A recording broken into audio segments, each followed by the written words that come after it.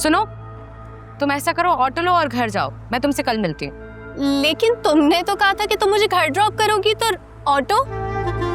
मेरी जान, आप रिक्शा ही लेके रोज आती हो ना, आज चली जाओगी तो कौन सी आफत आ जाएगी। Go home.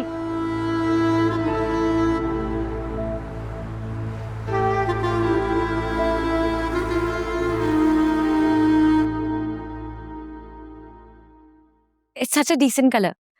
आई थिंक आपको यही कलर लेना चाहिए। जी। Don't worry, I am not a sales person here, और मैं आपको ये शर्ट तो बिल्कुल भी सेल करने की कोशिश नहीं कर रही हूँ। Thank you. I think I know you. क्या हम पहले मिल चुके हैं?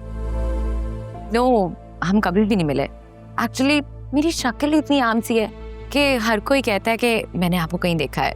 नो वे, आप बहुत प्रिटी हो माशाल्लाह।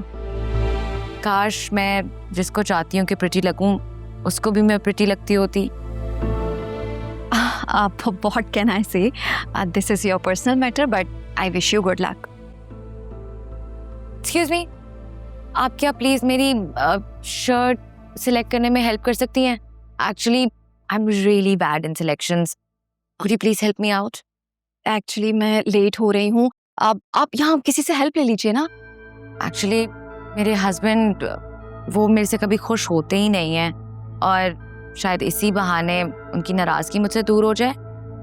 आप फीमेल है ना, तो कलर पैलेट्स और इस सब चीज़ों में हम लोग ज़्यादा बेहतर होते हैं, तो आपकी help would be better. Okay, बताइए मैं आपकी क्या हेल्प कर सकती हूँ? बस एक दो शर्ट सेलेक्ट करनी है।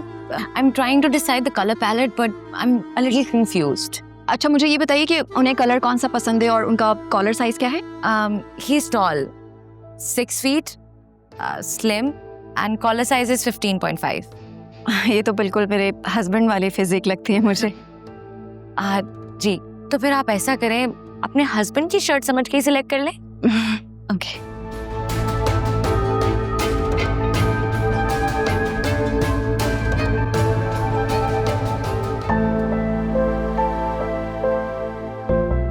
Thank you so much Alia, तुमने मेरी इतनी हेल्प की। तुम्हें मेरा नाम कैसे मालूम? तुम्हारे क्रेडिट कार्ड पे लिखा था ना। ओह, वेरी स्मार्ट। आई विश मेरे हस्बैंड को ये शर्ट्स पसंद आ जाएं। जरूर आएंगी। अच्छा, अब मैं चलती हूँ। अरे नहीं, इतनी जल्दी? तुमने मेरी इतनी हेल्प की है, लेट्स हैव कॉफी टुगेदर। वो एक्चुअली मैं सच में बहुत लेट हो रही हूँ, अब फिर कभी। अच्छा चलो ठीक है, मुझे अपना नंबर तो दे दो।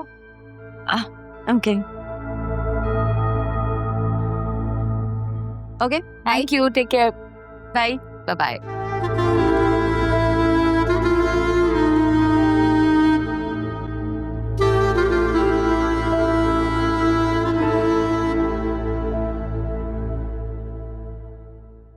कैसी तबीयत है? जिंदा। वैसे हद होती है। आलिया तुम्हारी तबीयत का सुनकर दौड़ी चली आई। मैंने रात को उसको जबरदस्ती भेजा है। फिजा नर्स बनकर तुम्हारे बिस्तर के साथ लगी रही, लेकिन तुम्हारी सुई उसी बेटी पे अटकी हुई है जिससे तुमसे ज्यादा इस घर के हिस्से में इंटरेस्ट है। क्या करूं मैं? शायद ये माँ की फितरत में होता है। जो औलाद सबसे ज्यादा कमजोर होती है, माँ हर वक्त उसी की फिक्र में लगी रहती है। औलाद कितनी ही बड़ी क्यों ना हो जाए, हमें लगता है कि उसकी हिफाजत, उसका ख्याल सब हमारी जिम्मेदारी है। कम से कम जोया के मामले में तुम्हारा ये ख्याल बिल्कुल गलत है। वो अपने शौहर के साथ बहुत खुश है। बेचारी कितने ईमान से आई थी आपके पास कि हम उसे फ्लैट दिलवा देंगे, लेकिन आपने क्या किया? खाली हाथ भेज दिया उसे। आप अपनी कोई भी चीज बेच दें, अपने शेयर्स बेच दें, उसको कम से कम फ्लैट दिला दें, लेकिन नहीं, आपने तो कसम खा रखी है। कोई कसम वसम नहीं खा रखी। एक बात याद रखो, बात अहम नहीं होती, बात करने का अंदाज अहम होता है। इन शेयर्स और सर्टिफिकेट से इस घर का खर्चा चलता है, और फिर आखिर फिजा की शादी भी तो करनी है, वो कहां से करोगे? क्या उस दिन तुमने उन लोगों का अंदाज देखा था? आखिर ये बताओ कि हमने जोया के लिए क्या कुछ नहीं किया, और उसको देखो, वो कैसे गुरूर के साथ शौहर का हाथ थामे चली गई, और अपना फोन भी बंद कर रखा है। और तो और उसने अपने शौहर के फोन से मैसेज किया है कि जब तक बात नहीं करूंगी, जब तक मेरा मसला हल नहीं करेंगे। ये कोई तरीका है? खुद को उसकी जगह रखकर देखें, फिर पता चलेगा आपको। जरूरत इंसान को खुद कर्ज बना देती है। और फिर ऐसे मकान का क्या फायदा असलम साहब, जो औलाद को हमसे दूर कर दे। माँ बाप तो घर बनाते हैं अपने बच्चों को अपने साथ जोड़े रखने के लिए, ना कि मकान को औलाद पर तरजीह देने के लिए। बहरहाल मैंने और आलिया ने डिसाइड किया है कि हम जोया को एक फ्लैट लेकर दे दें, लेकिन फ्लैट जोया के नाम पर होगा। लेकिन खबरदार, अभी उससे राब्ता करने की और वहां जाने की कोशिश बिल्कुल मत करना। जब उसे तुम्हारा ख्याल नहीं है तो तुम्हें भी उसके सामने इतना बेचैन होने की जरूरत नहीं है। आप तो जानते हैं कानों की कच्ची है वो। उसके शौहर ने जो कहा उसने मान लिया। खानों की कच्ची? दूसरे बच्चे की माँ बनने वाली है, क्या अब भी उसे अकल नहीं आएगी? उस पे गुस्सा क्यों हो रहे हैं आप? क्योंकि तुम उसे शौहर की हर जायज नाजायज बात मानने की पट्टियां पढ़ाती हो। तो और क्या करे वो? जब उसकी सोचने समझने की, पढ़ने की, कुछ सीखने की उम्र थी तो हमने उसकी शादी कर दी। वो मां बन गई। असलम साहब उसमें इतना एतमाद नहीं है कि वो अपने फैसले खुद कर सके। और जब इंसान अपने फैसले खुद नहीं कर सकता तो उसके फैसले दूसरे ही करते हैं। पहले उसके फैसले हम करते थे, अब शौहर करता है। कल को औलाद करेगी, हमारी गलती है, हमने उसके साथ जुल्म किया है, उसकी तालीम मुकम्मल नहीं होने दी। और अब मैं उसके लिए कुछ भी अच्छा करने का सोचती हूँ तो मेरे अंदर एहसास पैदा होता है कि शायद मैं अपनी बेटी के लिए कुछ अच्छा कर रही हूँ। और अब मैं उसके लिए कुछ भी अच्छा करने का सोचती हूँ तो मेरे अंदर सिर्फ एक ही ख्याल आता है कि मैं अपनी गलती का अज़ाला कर रही हूँ।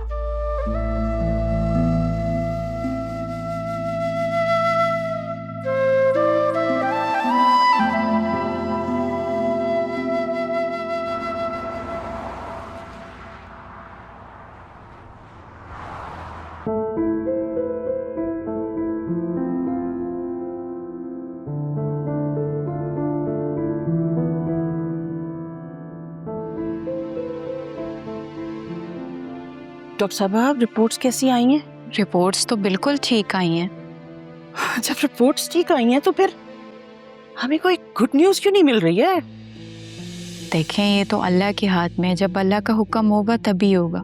और वैसे भी आपको कुछ साल तो वेट करना चाहिए ना, कुछ वक्त गुजरने दें फिर आप फिक्र कीजिएगा।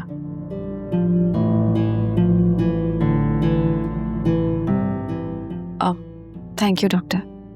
अरे रुको भाई, मेरी बात अभी पूरी कहाँ हुई है?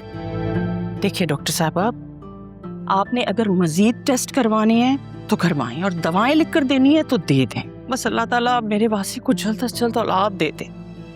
मैडम, मैंने आपको बोला ना वो बिल्कुल ठीक है, फिर भी आपकी तसल्ली के लिए मैं मल्टीविटामिन लिख के दे रही हूँ।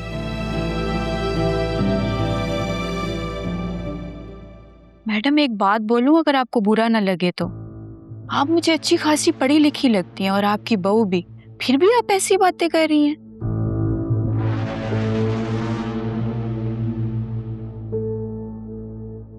हम आपको ट्रीटमेंट के लिए पैसे दे रहे हैं, अखलाकियात पे लेक्चर देने के नहीं।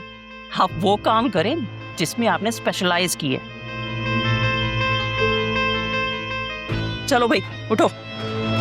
दरवाजा बंद करके जाइएगा। जी।